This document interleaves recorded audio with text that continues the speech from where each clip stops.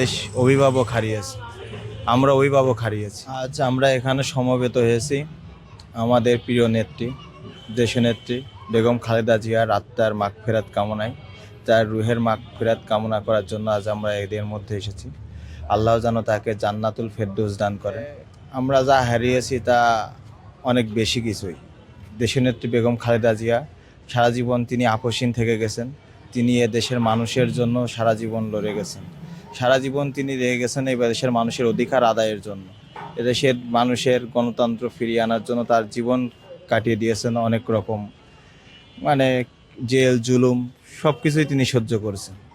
আজ তিনি আমাদের ছেড়ে চলে গেছেন, কিন্তু দিয়ে গেছেন তার স্বপ্ন, দিয়ে গেছেন যে স্বপ্নের বাংলাদেশ তিনি বিনির্মাণ করতে চেয়েছিলেন। আমরা চাই সেই স্বপ্নের বাংলাদেশ বিনির্মাণ করার স্বার্থে আমাদের ভারপ্রাপ্ত চেয়ারম্যান জনাব তারেক রহমানের সাথে কাঁধে কাঁধ মিলিয়ে তার সেই স্বপ্ন পূরণ করার জন্য সর্বোচ্চ চেষ্টা করা।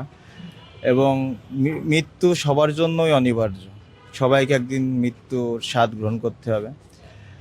আজ দলমত নির্বিশেষে দেশের প্রতিটা মানুষের কাছে আমি তার দোয়া চাই, তার জন্য দোয়া চাই যেন সবাই তার জন্য দোয়া করে, তিনি যেন আল্লাহ তারকে জান্নাতে সর্বোত্তম মাকাম তাকে দান করে।